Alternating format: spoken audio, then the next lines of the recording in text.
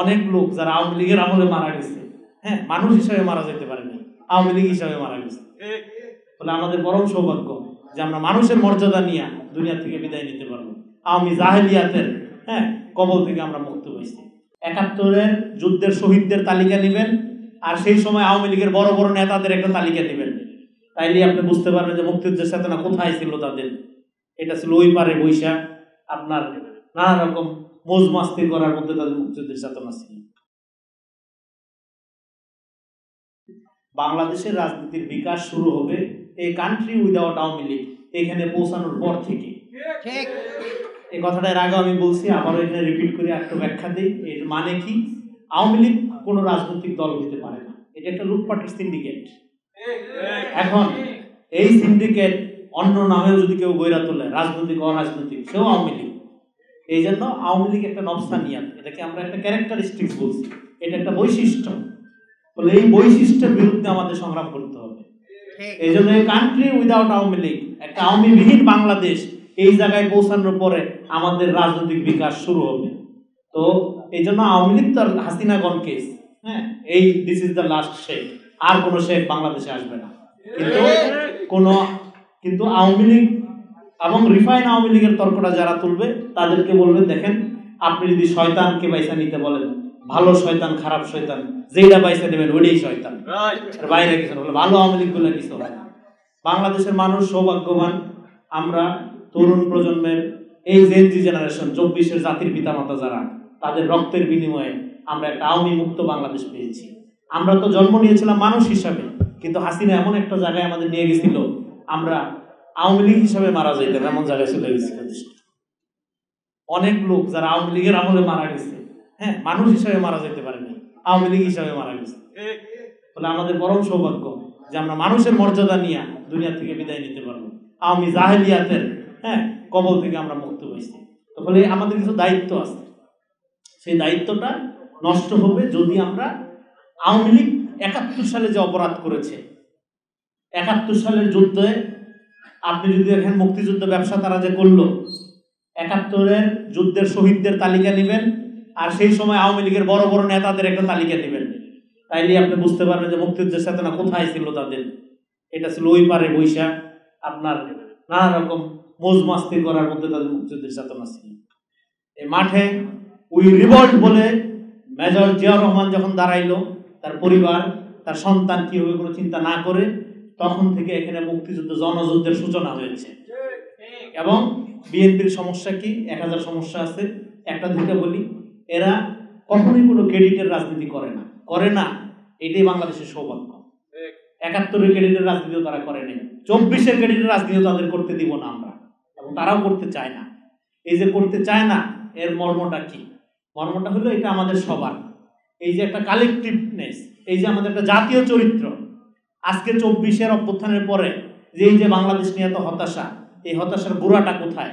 গোড়াটা হইল আমরা 24-এর অভ্যুত্থানটাকে কিছু কিছু দল একদিকে আমরা দেখছি কি, একদিকে বলা হয়েছে 24-এর গাদ্দার, আরেকদিকে 24-এর ঠিকাদার, আর মাঝখানে কেউ নাই।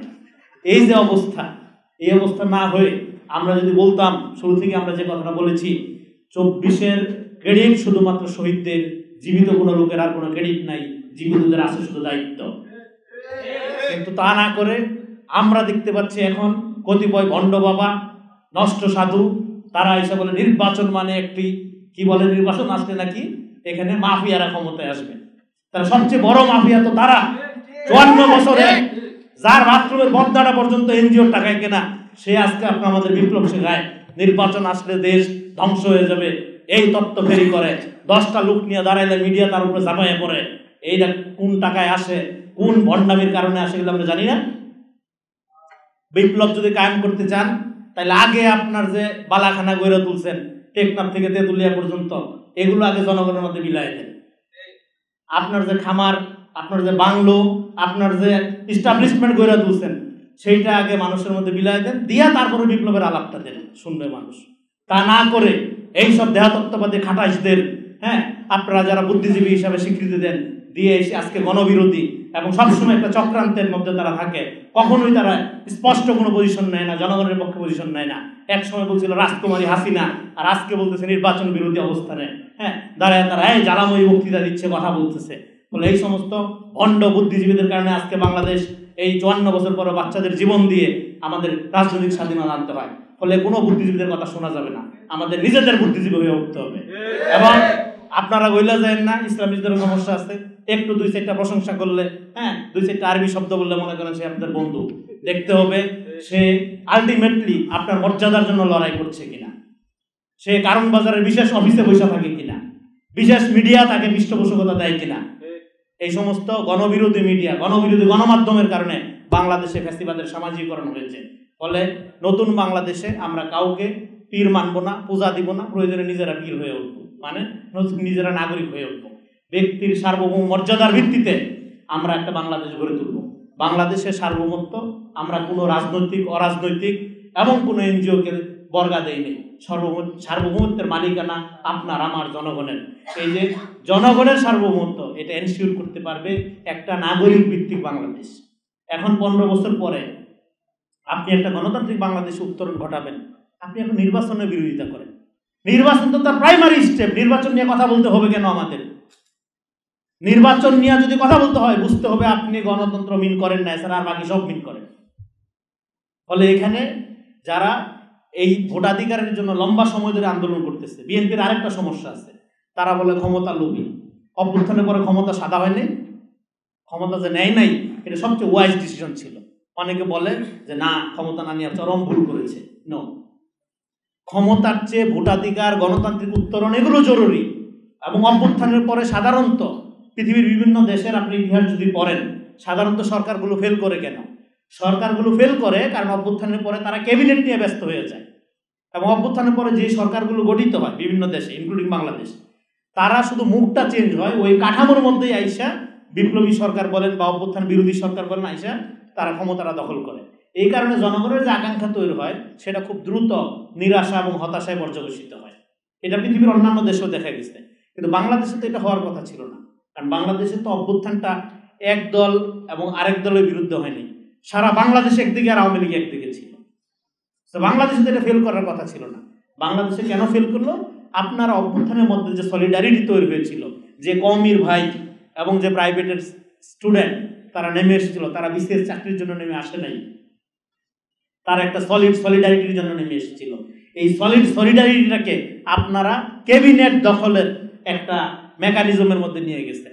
তারপরে সেই কারণে যেটা হচ্ছে যে এই যে সলিডারিটি, যে ছেলেটা এইভাবে পাখির মতো গুলি করে বাড়া অন্যায় মনে করে বিদায় পৃথিবী বলে বন্দুকের সামনে দাঁড়াইলো, তার যে স্পিরিট সেটাকে আপনি আন্ডারমাইন করে আপনি ক্ষমতাকে বড় করে দেখলেন। এই কারণে জনগণের হতাশা আজকে তুঙ্গে গিয়ে ঠেকছে। তো এই জন্য যারা ক্ষমতা নেয় নাই ওই সময়, বরং জনগণের সাথে থেকে গণতান্ত্রিক উত্তরণে আরো সংগ্রামের দিকে যে যাইতে হবে, এই আক্কেলটা যাদের ছিল তাদের তো প্রশংসা করাই যায়। বরং যারা নগদ পায়, আগে যা পায় নিয়ে নেই, নিয়ে যে এই যে আজকে পুরো দেশকে একটা ব্যর্থতার জায়গায় নিয়ে যাচ্ছে, দেশি বিদেশি নানা রকম ষড়যন্ত্র আমরা দেখতে পাচ্ছি এবং আমাদের পুরো সার্বভৌমত্ব আজকে হুমকির মুখে। সেক্ষেত্রে যারা এই গণতান্ত্রিক প্রক্রিয়া নাগরিকদের সাথে থাকার জন্য মাঠে থেকে গেল, ক্ষমতায় না গিয়ে, আজকে আপনি তাদের বিরুদ্ধে ষড়যন্ত্র করেন। আমি বলতেছি না আপনি তাদের প্রশংসা করতে হবে, তাদের ভুল ত্রুটি বলা যাবে না, সেটা আমরাও বলি। কিন্তু আপনি যখন এখানে একটা মধ্যপন্থাকে পরিকল্পিতভাবে রাজনৈতিক ময়দান থেকে বিনাশ করে দিবেন, এখানে একটা হামিদ কারজাই মডেল আপনারা চালু করার চেষ্টা করতেছেন, এটা কি আমরা বুঝি না? ফলে এখানে যে কোনো মূল্যে বাংলাদেশকে রক্ষা করতে হলে একটা মধ্যপন্থা লাগবে এবং সেই মধ্যপন্থা অবশ্যই ইসলামী মূল্যবোধের আলোকে এখানে দেশ পরিচালিত হবে। ইসলামী রাষ্ট্র করেন সেটা আমরা বলছি না, এটা মুসলমানের দেশ, মুসলমানদের এথিক্স, ঘুষ খাওয়া যাবে না, হালাল জীবিকা অর্জন করতে হবে, অন্যের হক নষ্ট করা যাবে না, এটা অন্য কোনো ধর্মের লোকের মানতে কোনো সমস্যা নেই, কিন্তু এগুলো ইসলামেরও প্রিন্সিপাল। ফলে ইসলামী মূল্যবোধের এইখানে বিকাশের সুযোগ দিতে হবে, টুপিদারির মধ্যে হেট্রেশন বন্ধ করতে হবে এবং সমাজে যে বিভাজন, শাহবাগী সংস্কৃতির যে আধিপত্য, সেটা থাকুক, তারা করতে চায় তারা তাদের মতো করবে, কিন্তু কোনো সংস্কৃতিকে আধিপত্যমূলক করা যাবে না। এর মধ্যে দিয়ে একটা গণতান্ত্রিক বাংলাদেশ এবং মধ্যপন্থাকে বাংলাদেশের মূল ধারা করে ফেলতে হবে।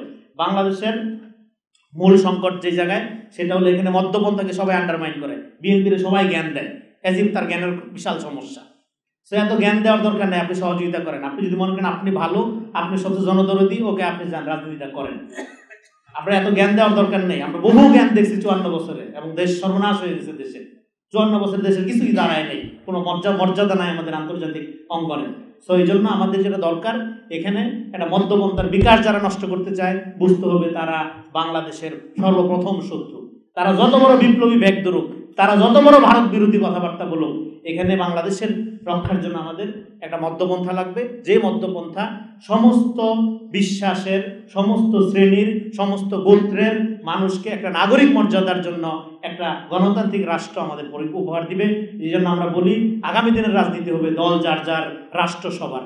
আমার দল কোনোদিন ক্ষমতা না আসলেও রাষ্ট্র যাতে আমার প্রতি বেইনসাফি না করে, এইরকম একটা কাঠামো আমাদের নির্মাণ করতে হবে। এবং মানুষের মর্যাদা বোধ হলো তার, মানে আত্মমর্যাদা বোধই হলো তার সংস্কৃতির প্রাণ। আমাদের এখানে মানুষের কোনো মর্যাদা বোধ নেই। হ্যাঁ, সকালে আওয়ামী লীগ, বিকালে বিএনপি, রাতের বেলা জামাত। এটা কি দেশ? পজিশন নিতে হবে তো ভাই, আত্মমর্যাদা আমাদের অর্জন করতে হবে। আত্মমর্যাদা ছাড়া জাতি দাঁড়ায় না। সবাইকে আগামী দিনে বাংলাদেশ গঠনে যার যার ভূমিকা একদম ইমানদারির সহিত পালন করার আহ্বান জানিয়ে আমি আমার বক্তব্য শেষ করছি। আসসালামু আলাইকুম।